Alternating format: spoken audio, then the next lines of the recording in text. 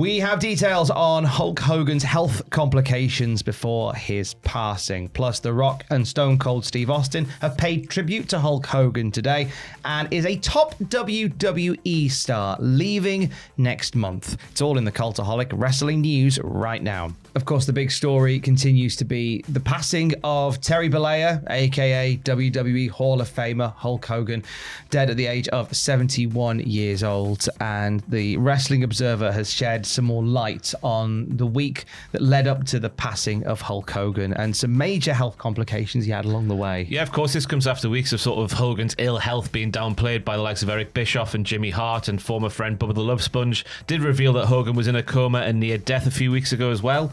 So it has been conflicting reports, I guess, from different sources who you think would know more than most, leading up to what we saw, obviously, yesterday. Now, the Observer has said that a source close to them says that what Bubba the Love Sponge was saying, those comments about being in a coma and near death, were somewhat exaggerated, but pretty close to what the truth was. Hogan had been a patient at Tampa General, where he'd been intubated and was having severe chronic obstructive pulmonary disease, which makes it very difficult to breathe. The NHS website gives some details on what that is. Yeah, so COPD, I guess they shorten it to, is the name of a group of lung conditions that cause breathing difficulties. It includes emphysema, damage to the air sacs in the lungs, and chronic bronchitis, long-term inflammation of the airways. COPD, a common condition that tends to affect older adults who smoke. Many people do not realise they have it as well, and the breathing gets gradually worse. This, according to the Observer, led to a situation where in the last week before he passed, Hulk Hogan was unable to speak, so was, as I say, in hospital at Tampa General. He also suffered from fluid overdose and renal failure whilst he was there. And sources close to the Observer report that there was a number of medical issues following the surgery that he had on his neck back in May. Consequently, a hospital setup was put in his home so he could return back to where he lived. Ultimately, it was there he suffered a massive cardiac arrest and he passed away on Thursday morning. So just details in terms of what happened and where. Yeah, sounds like a really rocky road on the way out for Hogan, didn't it? Very much so. Now, the tributes have come from across the landscape. We've done a few of those in our first bulletin today. There's plenty as well on cultaholic.com.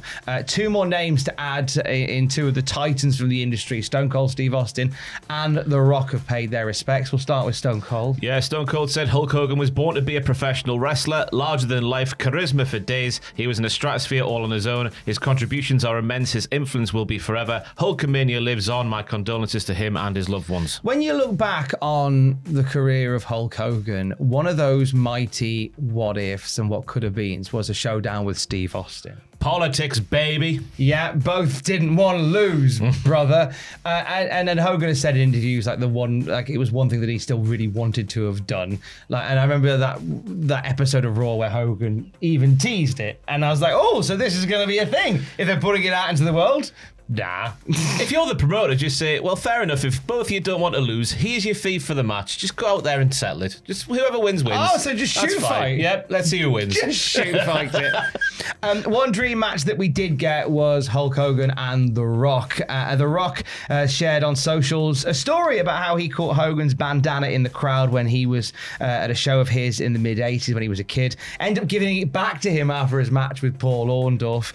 17 years after that, he said he wouldn't believe he'd be facing Hogan in the main event of WrestleMania. Yeah, he says, you may have passed the torch to me that night, but you, my friend, you drew the house, meaning you sold out every arena and stadium across the country in your prime as Hulk Hogan, on your way of becoming the greatest of all time. From deep in my bones and on behalf of this wild and crazy world of professional wrestling that we love, I say to you now and forever, thank you for the house, brother. Yeah, and a lovely video that accompanies that on The Rock's social post as well. Talking about WrestleMania 18, that match with The Rock and Hulk Hogan. When we did the live stream yesterday when the news came out, it was one that kept coming up in the conversation. Just, in terms of in-ring, if you watch that match with the volume off, well, it's nothing, is it? It's nothing. But the atmosphere is electric on that show. And it was two of the best in their absolute pomp and in their absolute moment, especially when the crowd decided that, you know what, despite the fact that Hogan has hit Rock with an 18-wheeler, we want him as the babyface tonight. And consequently, we had this Canadian crowd all behind Hogan, and the match shifted as a result of that. And the two performers shifted as well. They listened to the crowd and then tailored their performances to that crowd, because Hogan famously was worried he might not get cheered at all or any kind of reaction at all heading down to the ring. So the fact that they did that, obviously, two performers doing good things. Absolutely. Now, on the Cultaholic Classic SmackDown review, myself and Matthew Gregg are fast approaching No Way Out 2003, which is Hogan Rock 2. And the one thing that it's one of those matches, those rematches, that gets a bit forgotten. I think is it as strong as the WrestleMania 18 one? Probably not.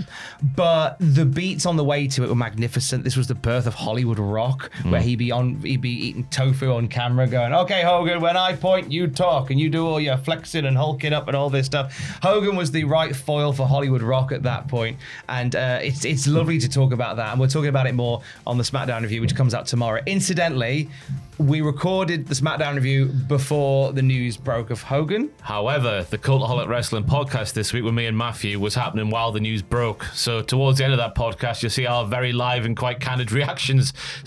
I didn't quite know what to say. Matthew had a few things to say, and that'll be live at 8 p.m. this evening, BST. The Cultaholic curse. It's gone. Episode 400, we finally caught a breaking news story. If this is episode 399, Tom, we'd have gone home, and then the second my front door would have closed after I went back inside, Hulk Hogan's death would have broke. On episode 400. So does that end the curse? I guess it does. It's a weird sight because we had all, like, obviously big balloons and whatnot celebrating episode 400. It's quite a set design this week. And obviously that news breaks, and just the juxtaposition of that news and the balloons, it's quite something. Anyway, 8 p.m. There's a video that's going to come, I believe it's going to come along either tonight or it'll be over the weekend, in which we look at the legacy in all shapes and sizes that Hulk Hogan leaves behind, and it was one of the tougher ones I've had to actually record, I'll be honest, but I mean, it'll be out and you'll hear it and you'll get the vibe once you see it.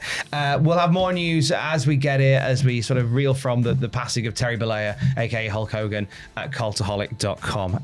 We'll end on this one, a bit of Karrion Kross flavoured news. He and Scarlett been picking up some momentum on WWE TV, but it seems as if the contract situation is still a bit tentative. Yeah, those that have spoken to Fightful Select, I should say, have claimed that no new deal has been signed and the deal is up in August as of their understanding right now. We've also asked internally in WWE, are things being kept very quiet? Kross has had new merchandise, which are usually indications that a deal is either done or expected to be done. We don't expect Kross to spill the beans too much of anyone regarding his deal until the time is right, which probably is like the second after it expires. Yeah, there is that.